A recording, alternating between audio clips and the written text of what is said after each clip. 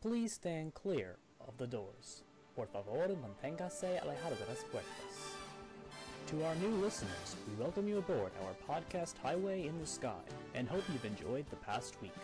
For those of you standing, please hold on to your headphones at all times, and stand clear of the doors. For the comfort of others, no trolling please. Thank you, and enjoy the DisCast. Hey, what is up guys, it is Ryan, and welcome to the DisCast. Today is Wednesday, May 13th, 2015, and it's shortly after 9 p.m. Eastern Standard Time. I'm here today with Darren. How you doing, Darren? I'm doing great. How have you been? I've been pretty good. AP's just finished up. Yeah. How do you think you did on all of them? I think I did all right. I'll let you guys know in the beginning of July when the scores come out. Nice. But yeah, I think I did fairly well. Have you been watching my channel? I have been uploading videos all week. You have, and they've all been very, very good. Yeah. Yeah, it's done on a place that's good friends of ours, and they're all really great people. I decided that when I'm most stressed, I produce the most amount of, YouTube content. Got it. So as I was cramming for the AP, the way I set this up was I would study for 2 minutes, and then I would go record a video, and then I would study for another 2 minutes. And I guess that worked. I think I did pretty well on AP Go. Alright, that's your outlet. That's how you let it all out. So you have the stress out. It's a good thing. Well, they say that that if you're constantly studying, most of the stuff you're studying is just going to go right out your, That's true. Because there's no, the way people remember things is by association. Right. That's one of the big things about memory is, so that's why people say chewing gum or having mints or something is good to do when you're studying and then when you're test, because you can associate that taste with what you're doing. Something. Yeah. So what I did was I did a topic and then I recorded a video. And then you just recorded a video during the test. You're like, oh, I remember.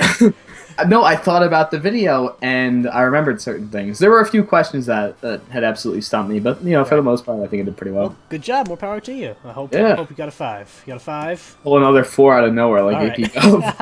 I mean, AP English. AP language. Yeah. That was good. That was brutal. My teacher, she pretty much told me I was going to get a 2. And you got a 4. There you go. Good job. Yeah, I don't know what else has been going on. Oh, I've been selling Lego sets on eBay. I made $1,300 this weekend selling Lego sets on eBay. Donate to DisCast. That's my personal money. I'm giving some to DisCast, especially because we got our new website, which requires more money. Yes, but yeah. Oh yeah, our bill's 5 times what it was before. Yes, I know. So everyone needs to give us more money because we changed hosts and that's more expensive. Yeah. So our old host closed. Yeah, he didn't close. He just kind of fell off the map. Yeah, it's true. Anyway, so speaking of donations and speaking of sponsors, we always like to call to mind Spectro Radio. Darren, tell us about Spectro. You all, as citizens of the world and fans of Disney, should check out SpectroRadio.us. It is a Disney park and overall Disney music radio station 24/7. SpectroRadio.us.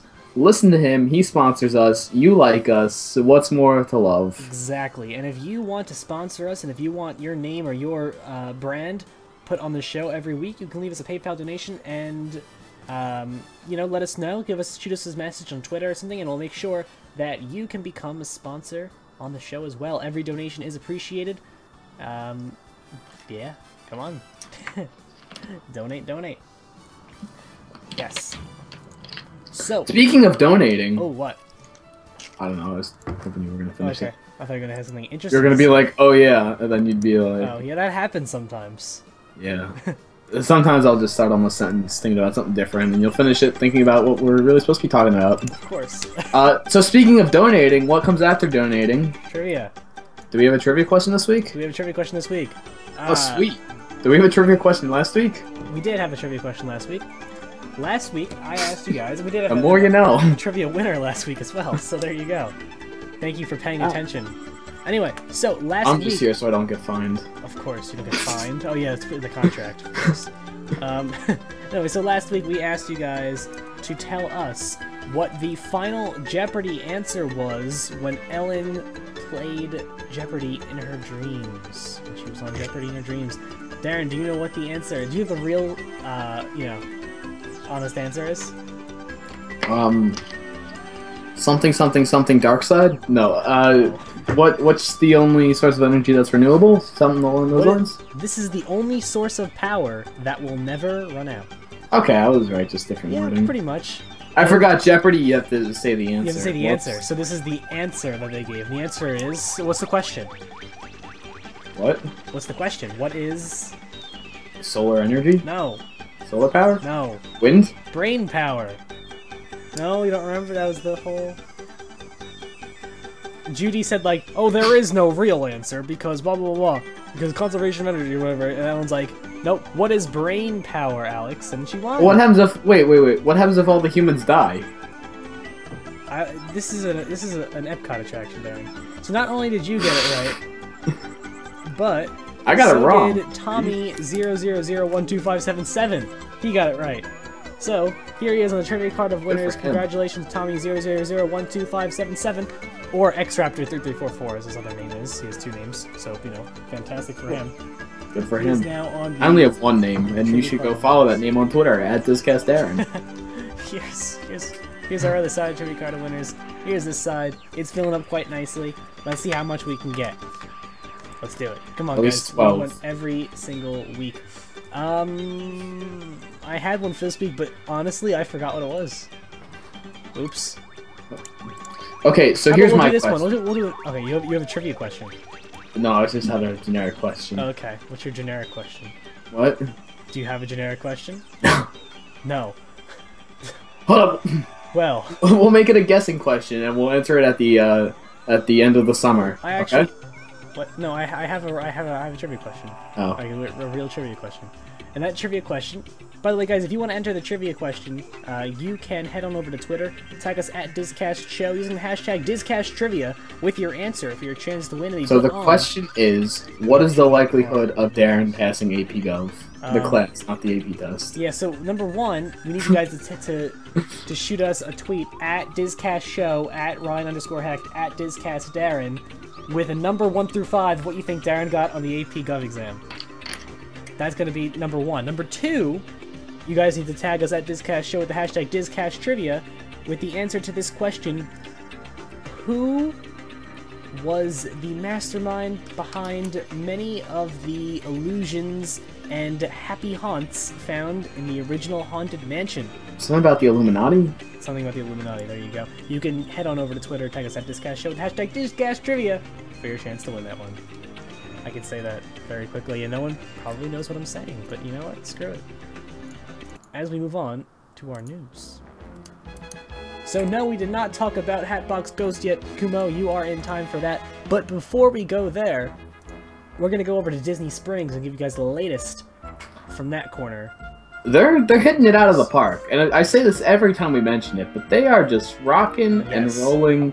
This, I was, about a little bit over a year ago, I was listening to a podcast where a guy, I think I even discussed this on the show, where a guy was discussing what it's like moving into the Orlando area, right? For the, you know, being an outsider from the Northeast and then moving, like the culture shock of moving to Orlando and just the comparison of it. And he was discussing what people do in Orlando, because eventually, you know, you get bored of the parks and you want to do other things. Right.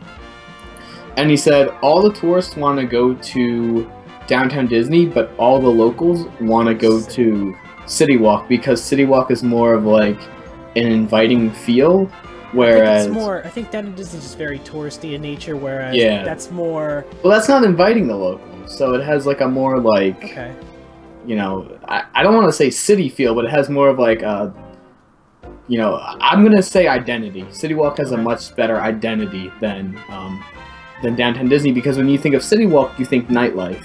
That's Whereas true. You think Downtown Disney, you just think, you know, shops and restaurants. Yeah, Disney tried it with Pleasure Island and whatnot, but obviously, you know, it wasn't able to cut it. It wasn't crazy, but now obviously we have Disney Springs, and it has been shocking everyone with how great it is and how amazing So this goes back to what I just said. This has an identity, which is what people want. Exactly. And people on Twitter have been expressing the same sentiments. They've been like, you know, I didn't think I was going to care at all about Disney Springs, even after it was open. But now we're halfway through, and, you know, I'm very impressed. Yeah. That's what one person on Twitter had to say, and many people agreed with him as I was scrolling through, because Disney Springs was trending on Twitter today, so I was scrolling through all of those things.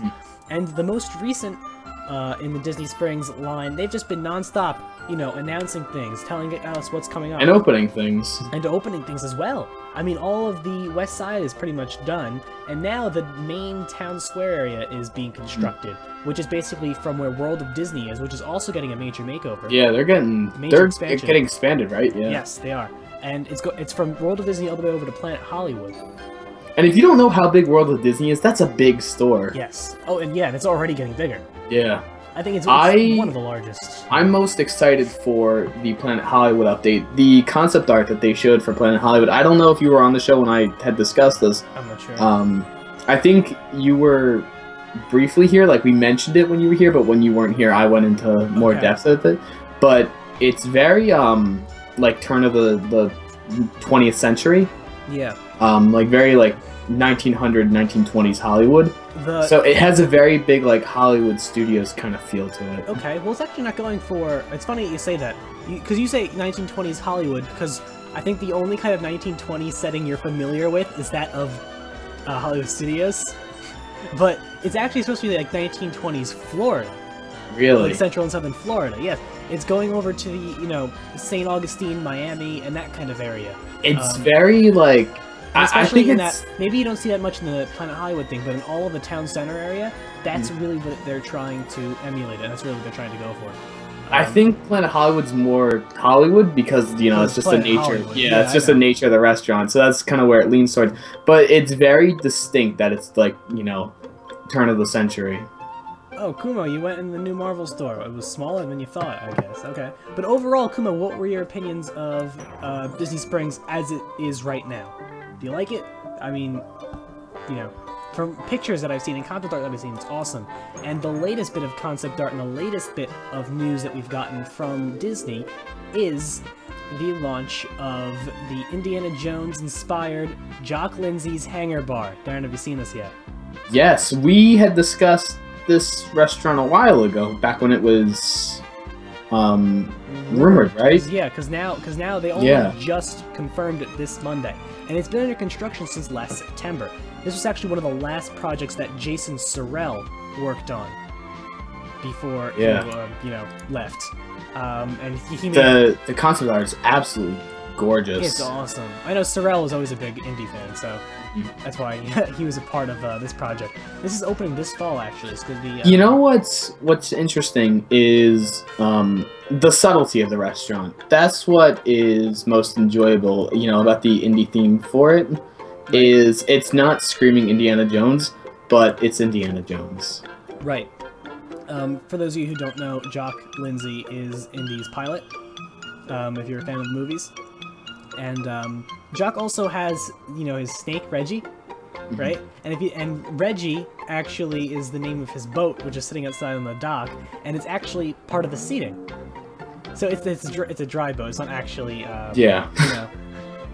So you can walk out there and you can sit on the little steamboat out in the water, which is pretty cool. It's a hangar, which is interesting. I saw someone on the forums wanted to know how they were going to integrate this into the overall theme of the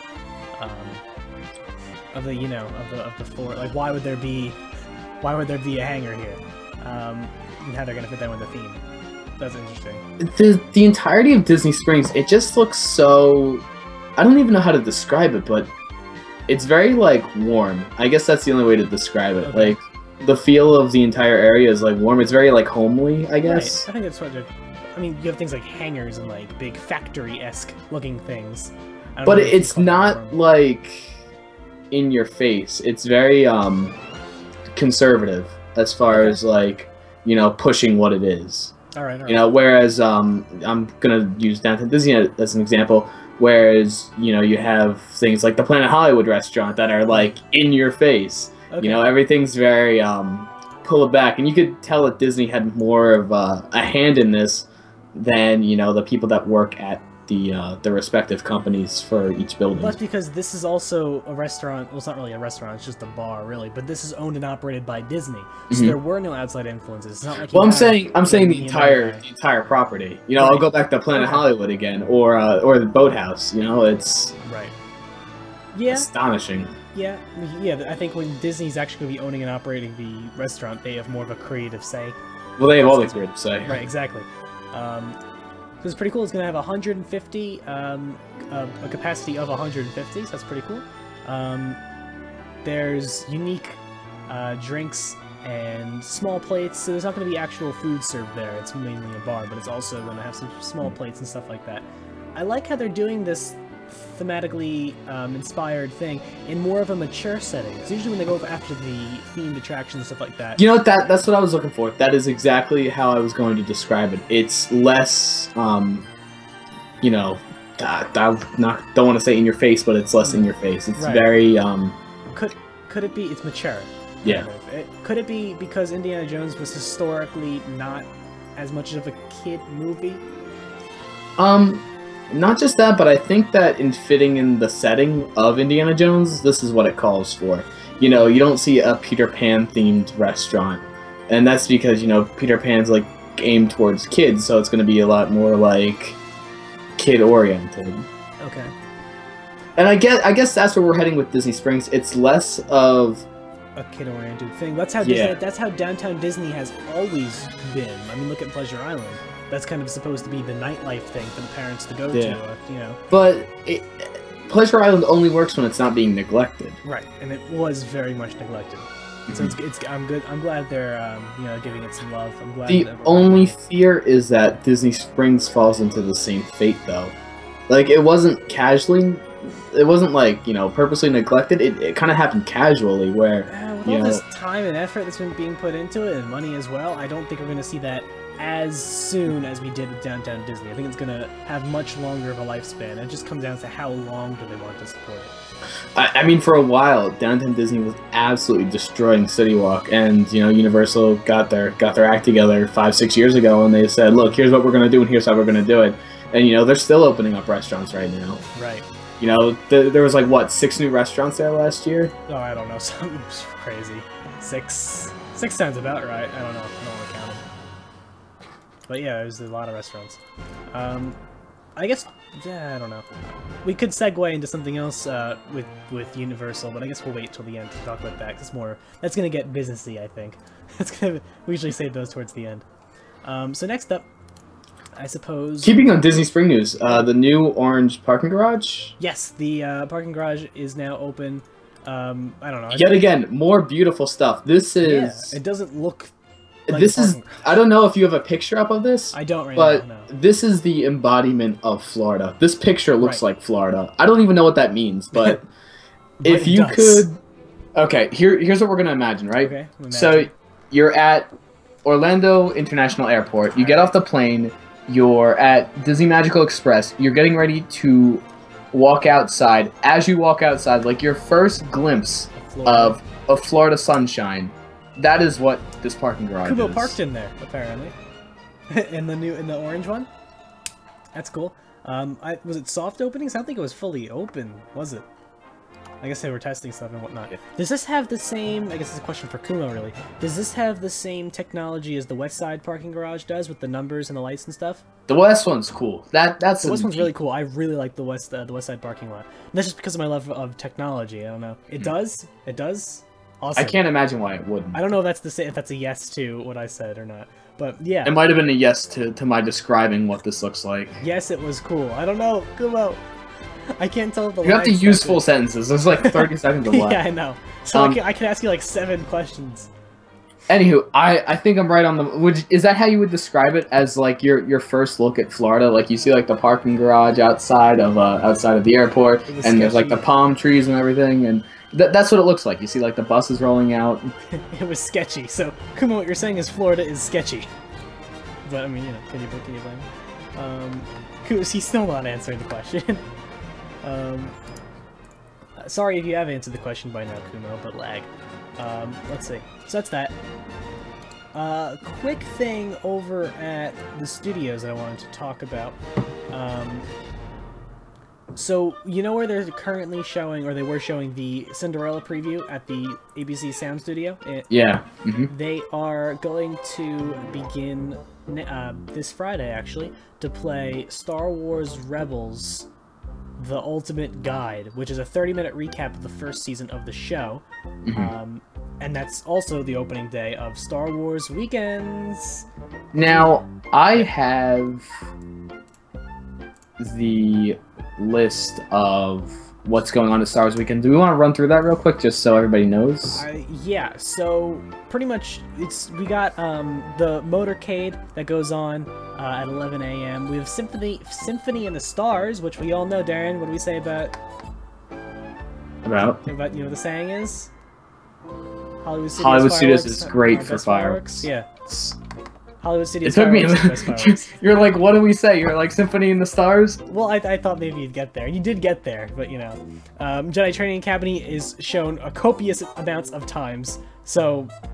Jeez, hold up. I'm gonna count. 8:45, 9:10, 9:20, 10:05, 10:35, 12, 12:30, 1 shows. 1:30, 2. 2:30. Okay, it's 3, half an hour. Every half hour until 7:30. 4, 4:30, 5, 5:30, 6:30, 7:30. There are 20 shows of Jedi. I counted 19. I might have missed one. 1, 2, 3, 4, 5, 6, 7, 8, 9, 10, 11, 12, 13, 14, 15, 16, 17, 18. No, it is 19. Okay, I rounded up, but still, that's a lot of shows. How many did they do in a normal? Why don't they just throw in an extra one? I don't know. Yeah, where's the 6 o'clock one? I guess they need to go, you know, Darth Vader's gotta go eat a sandwich or something. Which he can order from his phone. Yeah. Did you see? I think I sent you the video of guys going there and testing it. No, you didn't. Okay, so here's what happened. These guys, they went to Backlot Express, they got their table or whatever, and they ordered it from their phone. So they did the test of the order and the pickup. Pickup was absolutely seamless. You know, they have a separate line for it now. It's an entirely own entity. But the them dropping it off to you, I don't know if this is because it was new, but they showed the guy with the food kind of like walking around confused, and they ended up having to go up to the guy to get it. All right. Yeah, I'm gonna say that that's because this was the first day that they had it, and you know, the guy wasn't totally sure like what table it was going to. Nor do I really think that they would know how to like what table it's going to. I don't know like what the tracking is on that. That wasn't really discussed at all. But you know, I would suggest just picking it up. You know, if you don't want to wait online, that's fine, but at least go to the pickup. Don't make some guy walk around, because that wastes a lot of time. Okay. But they said they got their food between like 3 and 4 minutes, which is pretty comparable to as if you were waiting online, and you don't have to wait online for it. So. Right. Okay. There you go. So the rest of Star Wars Weekend, Padawan Mind Challenge. Do you know what that is? No. All right. Well, there you go. Then there's DJ Lobot Dance Party. Ooh. Isn't Lobot one of those let's see. Hold on. Lobot. While you're doing that. Yeah. Here we go. He's the guy with the like computer ears from Cloud City. Mm-hmm. Yeah, that's that. What else? Then we have Obi-Wan and Beyond, starring James Arnold Taylor. He is a boss. I don't know. Yeah, he's. I don't know if you know. What? James Arnold Taylor does absolutely everything. Yeah, well, most voice actors, if they do something, they do a lot. You know, like the voice. I don't know if he still does it, but you know how Fox, between like commercials or like promos for TV shows, they have like that really deep voice that's like talking. That's him? Yeah, that's him. Oh, there you go. You learn something new every day. That's pretty cool. He's also obviously the reason why he's doing this. He's the voice of Obi-Wan Kenobi in the Clone Wars show. And then stars of the Star Wars Saga celebrity talk shows at 3:15. Week 1, which is this weekend, will star Ian McDiarmid, who was Emperor Palpatine in, I don't know, all of them. And Amy Allen, who was Ayala Secura in Revenge of the Sith and Attack of the Clones. And then Tia Sircar, who was Sabine Wren in Rebels, which of course you can go catch up on the, Season 1 promo. Week 2 you're going to have Warwick Davis, who was Wicked W. Warwick. Silas Carson, who is Ki-Adi Mundi. He's the guy with like the triangle head and like the 3 brains that they're supposed to have. And he's also Newt Gunray in Phantom Menace, Attack of the Clones, and Revenge of the Sith. Then Vanessa Marshall is Hera Syndulla in Rebels. That's weekend 2. Weekend 3, Warwick Davis makes a return, as well as Daniel Logan, who played Boba Fett in Attack of the Clones. So that's little Boba Fett, right? Yeah. Yeah. Well, how old is he now? I could look it up. Oh. And, what do we got? We got 27. 27, there you go. He's not really relevant to Star Wars anymore, but whatever. Not at all. And Steve Blum, who is Zeb Aurelius, who's also in Rebels. In Weekend 4, which is June 5th to the 7th, Ray Park, who is Darth Maul in The Phantom Menace. Jeremy Bulloch, who is Boba Fett in... Old Boba Fett in, in Empire Strikes Back and Return of the Jedi. And Ashley Eckstein, who is Ahsoka Tano in The Clone Wars and Rebels. Weekend 5... This is the best weekend. If you're gonna go, this is the weekend. Because you got Frank Oz, who's obviously Yoda. Ray Park again, Darth Maul. Peter Mayhew, who is Chewbacca. Who's our only... Never mind. And then Taylor Gray, who is Ezra Bridger in Rebels. So there you go. That's your celebrity lineup. Fun stuff. That's going to be cool. And James Arnold Taylor is the official host of the entire event. So he's going to be, hosting the entire thing every single weekend. And he seems like a cool guy. Who is it that's... Look up the amount of stuff that James Arnold Taylor has done. His... What, on IMDb? His repertoire of voices is very, Have we done this before on the show? We've done this for some... Maybe not James Arnold Taylor. Someone. Yeah. Guardians of the Galaxy TV series. What? This is a thing? He was Johnny Test, too. Guardians? Yeah, apparently television. Oh, yeah. Alright, well anyway, he's playing Yondu in this show, which I haven't heard of. So there you go. Let's see what else we got. Infinite Crisis, which is that DC MOBA. He was the voice of Johnny Test. Yeah, you mentioned that already. Didn't you just say that? He's Obi-Wan in Rebels as well. Did some stuff, and he's doing some stuff. Did a lot of, 90s cartoons. Yeah, I'm seeing this. The amazing game, which was Kinect Star Wars. You know who does a lot of voices, too? D. Bradley Baker, and I think he's the one that we had looked up before. D. Bradley Baker is Perry the Platypus, right? Yes, yeah, and he's also 800 voices. Right. In... I think when you're a voice actor, since it kind of requires less actual work than being a live-action actor, you can do more stuff. You know what's great? You search D on Google, and his is the first to come up. I mean, who else do you know named D? I don't know. Except for, Yeah. Yeah, so there you go, and that's James Arnold Taylor. So, Star Wars weekends, you definitely want to show up. Next up, is Pro still here? Because this is when he wants to come stop drawing and pay attention. Because in 1969, when Haunted Mansion opened, and during the cast member previews of Haunted Mansion, there was one specific haunt dubbed the Hatbox Ghost. And the Hatbox Ghost was interesting because he had a head, and he had a hat box in one hand. And when you went past him, his head would disappear and then reappear in the hat box. And then, like magic, it would leave the hat box and appear right back on his head. And this was... it didn't really work as intended because this was 1969 and technology wasn't as great. And the big problem was, it was entirely a lighting effect. You had to have zero light on his head, and then all the light on the hat box. And the problem was the ambient light of the attic room that they're in didn't allow for this to happen. And you could still see part of his head on his face as it was in the thing. So they closed it, which was unfortunate. But the Hatbox Ghost still garnered. Yeah, he lived on in the spirit hearts. and minds of Haunted Mansion fans everywhere. Yes, and he garnered like a cult following by many people, and so much so that in 2009 they started a merchandise collection featuring the Hatbox Ghost. Even though, and people were thinking, does this mean Hatbox Ghost is coming back? And everyone was getting it sold really well too. It did. Like Hatbox Ghost merchandise is very popular. So. Disney, and they took the opportunity for the Diamond Celebration to bring back the Hatbox Ghost to Haunted Mansion at Disneyland, starting on May 9th, which was this past week. Now they're doing, the projection mapping stuff, which they've been doing in most of their, I don't know, the Seven Dwarfs comes to mind. Did you see a picture of, like, when the projections are off, like, when they're broken? Their faces are just black. Oh, yeah. Yeah, well, no, isn't white? No, it's black. Okay, I was looking at a video. Whoa, let me turn off that.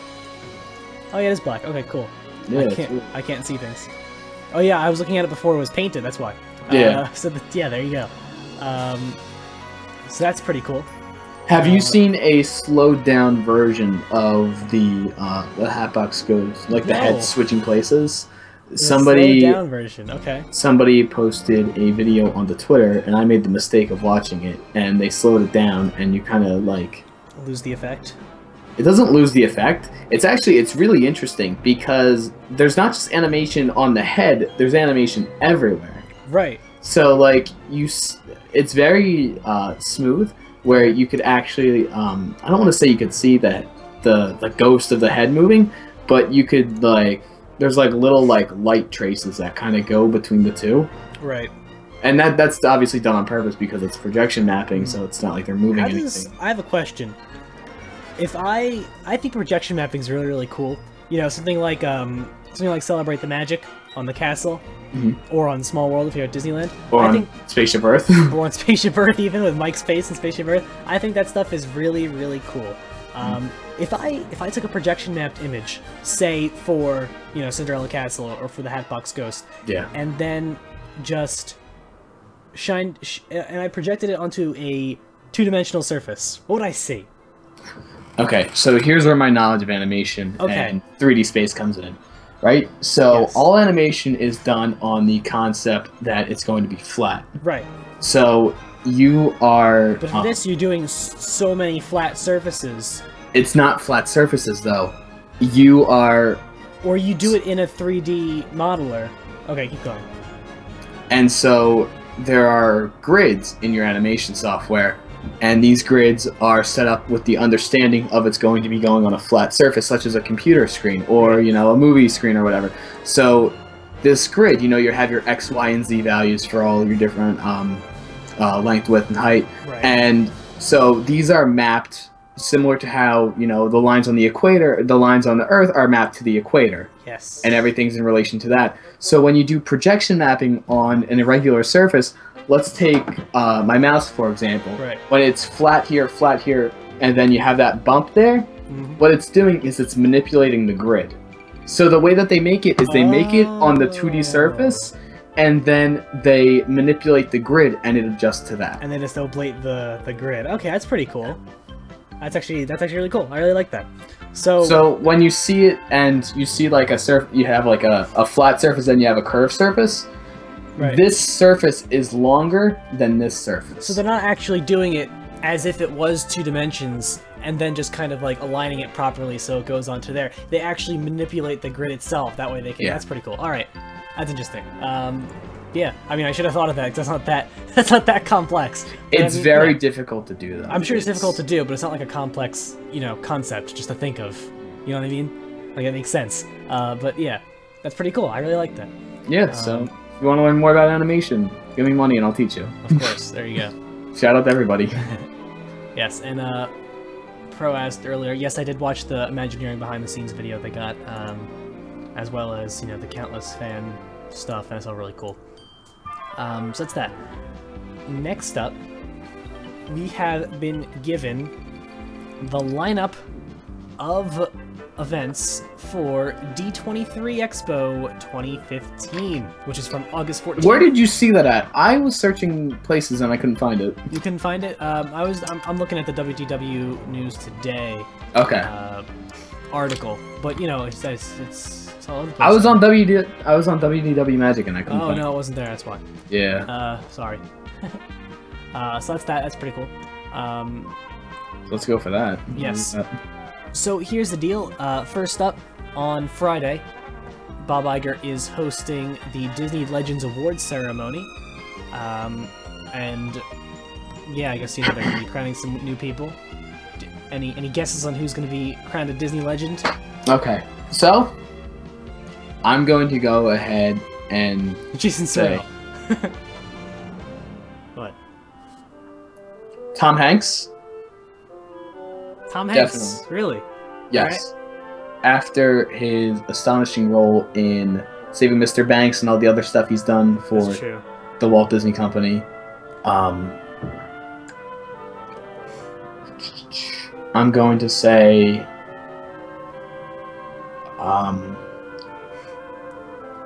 Brad Bird. Brad Bird, okay.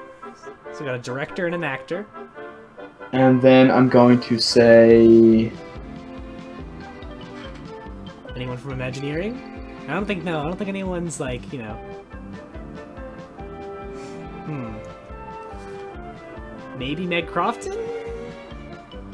Maybe. I feel like she's too recent. Do you think? Yeah. I think they're gonna wait a bit. I think it's one of those kind of things. You know, it's like the Hall of Fame. You've been retired for like. Well, yeah, like Tony Baxter just got it at the last one, and he's been around since forever. All right. Who would I have to do? There's definitely more than 2. Last year there were like what, 6, 7. In 2013 there were 1, 2, 3, 4, 5, 6, 7, 8 that were inducted. Do you know who any of them are? I know who a bunch of them are. Names Tony Baxter, yes. Dick Clark. Dick Clark, yes. Billy Crystal. Billy Crystal, yes. John Goodman. Yes. Are you reading the article? You look cheater. Steve Jobs. Steve Jobs. I thought you were asking if I knew who they were, like what they did. No, I'm asking if you know who they were. Like I said, I know you had the because usually you don't have articles open. Yeah, no, I pulled this one up. All right, cool. So Tony Baxter, Colin Campbell, Dick Clark, Billy Crystal, John Goodman, Steve Jobs, Glenn Keane, and Ed Wynn. So there you go. I love his name, Edwin. Edwin. Does Mary Blair have one? Is Mary? I believe so. I remember. If not her. She definitely has one by now. Right? Mary Blair. Maybe George Lucas? Ooh. But he didn't really technically... Yeah, she was honored as a Disney legend in 1991, you idiot. How was I supposed to know that? I don't go through the entirety well, neither did I. That was just Wikipedia telling me that. But I mean, someone like I came up with that on the spot. Yeah, I know. That's what I was saying. It'd be weird if she didn't. Yeah, exactly. Yeah, so that's that. I mean, I'm surprised Steve Jobs didn't have one until 2013, right? Okay. Yeah, that's true. That's true. But I mean, yeah, George Lucas is interesting because I don't think George Lucas ever directly did anything for Disney. He just did, like, you know... I mean, you know, here, have my company. In exchange, give me billions of dollars. I don't think that's really, you know, legendary, is it? Anyway, so later that same day, on Friday, they're going to be giving all the latest from Disney Animation and Pixar, so I'm sure we'll see, obviously Inside Out will be out by then. Yeah. Inside Out will no longer be on the inside, it will be out by then. Outside in? Yes. What's the date for that, by the way? June 20... June 20-something. I don't know, Aaron was raving about it the other day. June 26th? Aaron was raving about it. He didn't get to see it, he missed the screening party, he missed the rap party, which is unfortunate. June 16th. June 16th, there you go. He made me promise I was going to see it. What? He made me promise that I was going to see it, even though I was going to see it. That's a Tuesday. That's a Tuesday? Last Tuesday. Yes. Future Tuesday. Future Tuesday. There you go. Although it says June 19th in one, so... What? What is... Okay. Inside Out release date. June 16th, 2015, USA. June 16th is a Saturday, June 19th is a Tuesday. They're all over the place. I don't think... Are you... June 19th is what's on the official June 19th poster. Is a Friday. You're looking at May 19th. You know what? You're 100% right. I'm aware. You're 100% okay. Anyway. I'm sorry. I'm so done with school. I thought it was like the end already. I was excited. Yes, obviously. So that's that, and that's pretty interesting. And on Saturday morning, Walt Disney Studios is going to be coming in and showing... Sure, it's Saturday, not Tuesday. Yeah. Yes, on Saturday morning, they're going to be showing what's going on with live action, which means Marvel and Lucasfilm. Obviously, tons of stuff coming from Marvel, including Captain America Civil War. and Don't forget Avatar. What? Don't forget Avatar. Don't forget Avatar. As in a They movie? Yeah, they can mention it. Would they, though? Avatar 2, coming out 2017. Does Disney have anything to do with that, other than the Disney parks? owns it! Disney owns Avatar? Yeah, they bought the film rights off of Fox. When? A long time ago, 2009. Really? Yeah. Oops. Oops. Yeah, and how come you didn't know Mary Blair wasn't a Disney legend? So, yeah. Okay, How would I have known sorry. that? I don't know. Yeah, I really should have known that, though. Anyway. You know why you should have known it? Because I mentioned it 3 weeks ago on the show. Do you think to pay attention? Anyway. On Saturday afternoon... What was the trivia question? On Saturday after... We had a trivia question last week? What? Anyway. On Saturday afternoon... Podversal? Shut up. On Saturday afternoon, this is the big event that we all care about, and this is when we see what's new in store for the Walt Disney Parks and Resorts, hosted by Bob Chapek. This means we're going to hear a great deal about Avatar Land. We're going to hear a great deal about... I don't see Tom Staggs anywhere. Maybe he's being a Disney legend. Just because he's not presenting? He's going to be CEO. And we're going to say, oh yeah, by the way, he's CEO now. Bye. In the middle of the award ceremony, Bob Iger's would be Do you think like it's gonna be like a knighting ceremony where like they have like a magic like Disney pencil and and Bob like like a pencil, like an animator's pencil, right. And it's like an enlarged version of it, like sword size, and similar Bob to how Iger like makes, people like, are knighted. Yeah, it's taxing on one knee. It goes like that. I now pronounce you the CEO of the Walt Disney Company. Yes. He's like all in favor, and everybody just raises their hands. Anyway. So, from parks, we're definitely going to hear a lot about... We're definitely going to hear a lot about Avatar Land. I wouldn't be surprised if we heard more about the other enhancements coming to Disney's Animal Kingdom as well. We'll probably hear about Star Wars. I think this is the time, guys. I think it's definitely coming down to D23. We have missed calling it every single time, and we're running out of time because I didn't think it was going to happen in D23, so I was like making up excuses for it to happen before then. Look, I'm fine with them releasing the Star Wars trailer. Like, I'm fine with that being, the piece above the parks. Well, I didn't think. Listen, I knew they were going to probably show us a trailer for Force Awakens at Star Wars Celebration. I knew they were going to show stuff about Battlefront. That would have been you don't understand. That would have been not even Walt Disney World. If they had just discussed the Disneyland stuff that's happening with Star Wars, right? That would have been perfect. I mean, because you're right in Anaheim. Yeah, when they announced that DICE was going to be showing off Star Wars Battlefront, that's when I thought, well, I don't think that they're going to talk. They're not going to announce too much stuff because that's going to be those are three major things. I think if you just walked in, showed the trailer, and said everyone go home, everyone would be like nuts about that. You know, the fact that and Battlefront, everyone was psyched about Battlefront. That's insane. I didn't think after they said they were. A lot of people were thinking that, and I was personally like hoping this, that Universal had announced Kong the next day. Right. They announced Kong one day, and then the next day, this Nintendo thing came out, and everybody was Everybody was speculating that Universal was either going to announce the water park the next day just to run with it, or Disney was going to announce Star Wars stuff the next day. Right. To hush down the hype. No, I don't think they'd do that. I think they want to save it for a huge event like this. Well, Disney plays by their own rules. Like that would be something that would be hilarious, similar to how Universal announced Kong with a tweet. Right. Like, they're like, oh, by the way, King Kong. Well, by the way, I think King Kong is on a different level than Star Wars. But that would be like the ultimate thing. Like, it would be like the social media war between theme parks. Okay, I don't know. Then Six Flags announced like a new restroom or something. But isn't that Disney admitting that they care? Everybody knows that they care. Yeah, but publicly they don't want to admit that. But yeah. I think they'd be like, we were going to announce ours first. Also, Universal stepped up. Also, I think we're going to hear the new name for Hollywood Studios. Oh yeah, I forgot about that. I think it's going to be.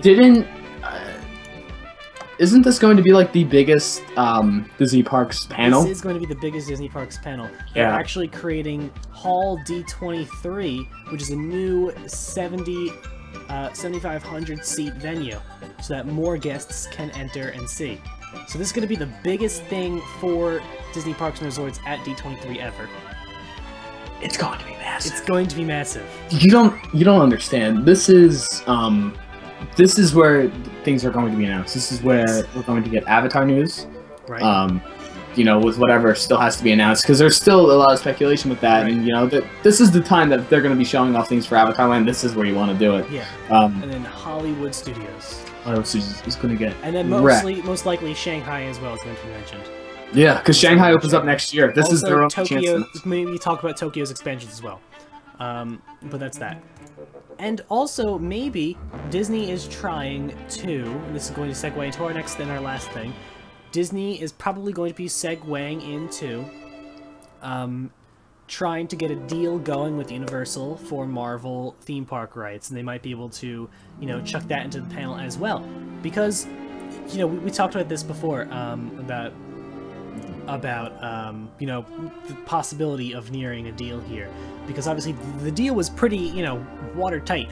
They weren't able to really get anything. They couldn't even use the word Marvel to, you know, for the Guardians of the Galaxy preview. Yeah, they just called it Guardians. Or for selling Vinyl Nations. Yeah. They just said superhero box of Vinyl Nations. They couldn't say Marvel. It was stupid.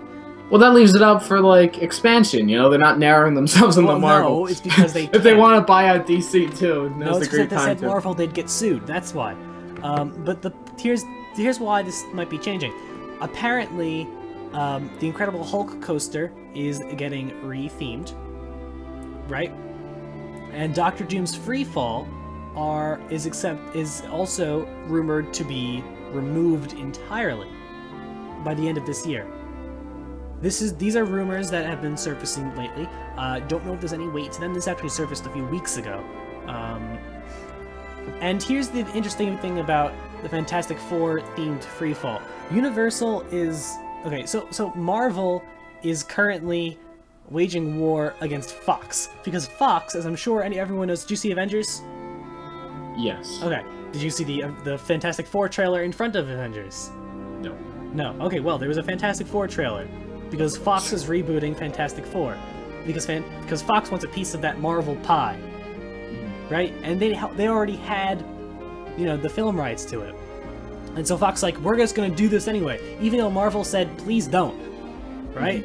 And so Marvel said, hey Fox, please don't make a Fantastic Four movie. And Fox is like, we don't care, we're making a Fantastic Four movie because money, money, money. And so Marvel said, okay, Fantastic Four comics, you're done. So they cut off Fantastic Four comics. That's nice. because they would inadvertently create promotion for the film. And so is Marvel going to force Fantastic Four to leave Islands of Adventure? That way, to further this cause? Or could it work the other way around? Well, here's the deal.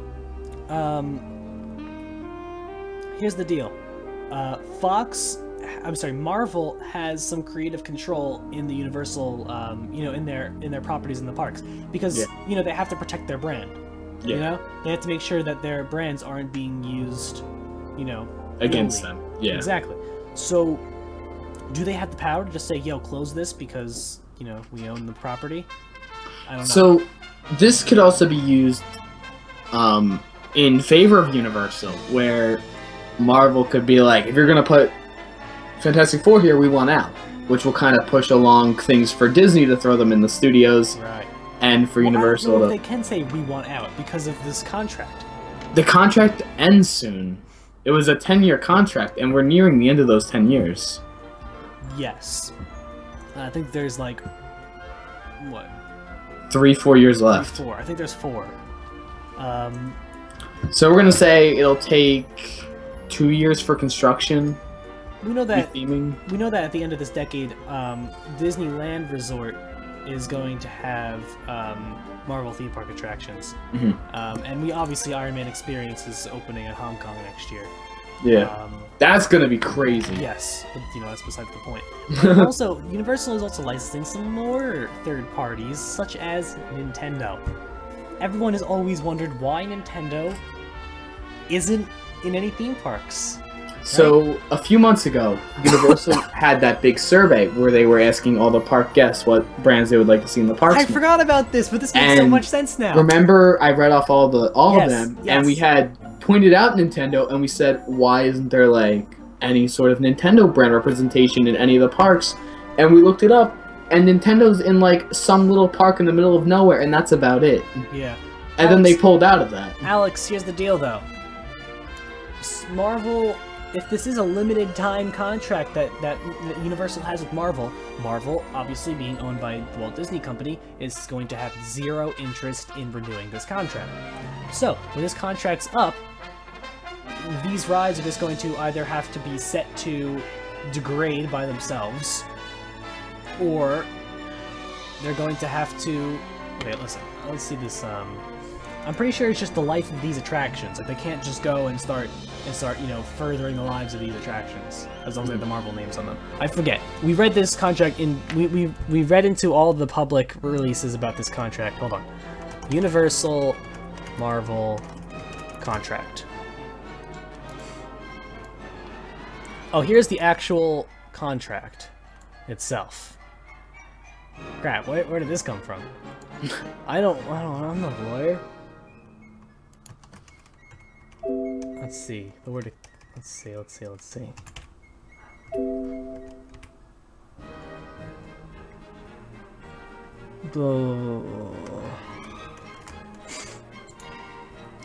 I don't want to read this. Has anyone broken this apart? I'm sure somebody somewhere has. I gotta figure this out. Alright. Theme park. Okay, it's just some random... Vacation.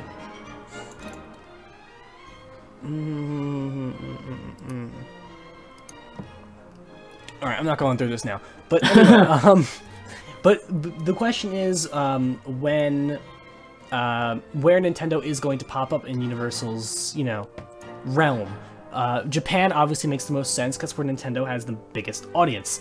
But will it stay in Japan? Because obviously Nintendo has a huge, you know, they have a huge following in US as well. So here's the trade-off, right? Right. So Nintendo is bigger in Japan, right? But Universal is bigger in the States.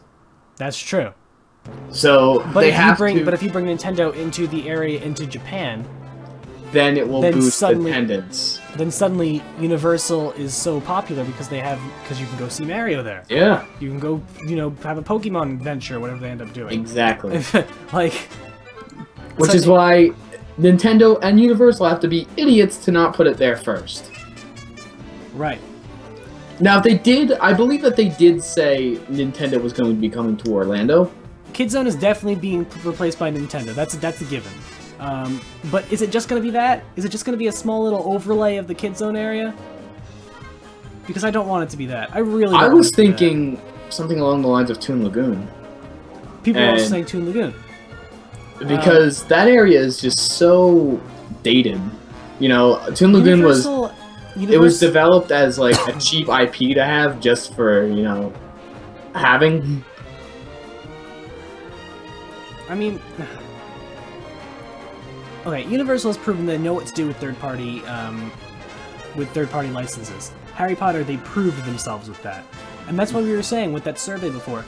The fact that they've now proven themselves with third-party licenses, you know, more people will be open to negotiating. The issue with third-party licenses, though, is what we're running into with Marvel right now. What if somebody buys that company? Nintendo's not going anywhere. I know, Warner Brothers is not going anywhere.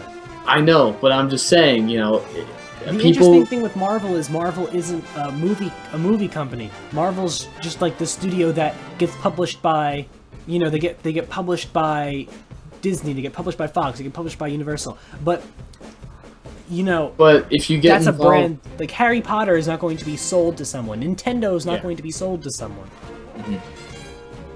Mm-hmm. So, you know, there's that. But, I forgot what my actual point was.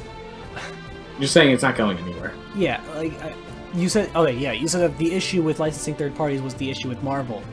even with something like Star Wars, right? Star Wars was bought out by Disney. Sure, they had, a long history with Disney, and it was the inevitable, but, the issue of Star Wars somebody wasn't else... bought by Disney. The actual company that owns Star Wars was... Like, Star Wars isn't a company.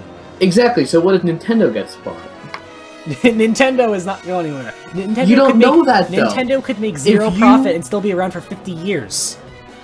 If you were to tell me, however many years ago, that Disney was going to be the owners of Lucasfilms, I'd say that you're crazy. Because Lucasfilms seemed like a sustainable thing. You're like, why would the company that makes Star Wars want to be bought? Like, oh, because they're not making movies anymore, and they clearly don't really have any intent to make more movies. I'm just saying, things can change, and being involved with third parties, it's like what Six Flags is doing. Six Flags is trying to get out of branding. They're trying to, rely more on custom things, with the exception of a few superhero attractions here and there. They're trying to get into more in-house development and less third-party stuff. I think that's the best thing for them. Not just because, not because it's not third parties from a safety perspective, but because it's not third parties from a originality perspective. Mm-hmm. Like I don't know about you, but Six Flags, it just feels like the ride's just there because they slapped a name on it. I mean, Hulk kind of feels that way to me, to be honest, at Universal. Yeah. But, I mean, most things... Rip Ride Rocket, too. Rip Ride Rocket's in the middle of, like... I mean, I know that has nothing to do with branding or whatever. Rip Ride Rocket doesn't have a theme on it. Like, it doesn't have a brand theme on is it. music. Well, yeah. Well, when I said theme, I meant... I'm just saying, there are certain rides that just feel out of place. Right. And Rip Ride Rocket's one of them. Okay. So... Okay. That's my view. Yeah. But yeah, I understand that feeling with Six Flags. They all look up. It just looks all out of place. Yeah, but So what is Universal going to do with Nintendo? Are they just going to do a Kid Zone overlay? Are they going to demolish Kid Zone and start anew and make it Harry Potter-ish? I mean, as much as you can do with as immersive, worlds as Nintendo video games have. But it's going to be really interesting to see what goes on. So, yes. I can't wait. Can you wait? Because I can't. The theme park wars. Who's the only person who wins the theme park war? Consumers. Let's go. I have said this since, probably one of the first episodes of DisCast, but, so that's less than just shy of 2 years. Yeah. We are going to enter 2016, 2017, 2018, 2019. That is going to be the biggest expansion of all theme parks. You are going to see what will be the theme park renaissance, not just in Orlando, but California, the expansion into Shanghai, Hong Kong, Paris is getting that cash injection, or already got that. Asia's market's just soaring in terms of theme parks lately. Look at all the things that are going, especially Disney's realm. But you're running into a time where you want to hit up all of these theme parks by 2020 because they're going to have so much new stuff. Yeah, it's going to be like a can't miss type of situation. Right. Yeah, definitely. So. And with that, I guess we're going to see you guys next week. Yeah. Thank you guys for watching. More importantly, thank you for listening. If you enjoyed the show, feel free to donate. Check us all out on Twitter. Subscribe to the show on YouTube, and we shall see you all next time. Good night, everyone.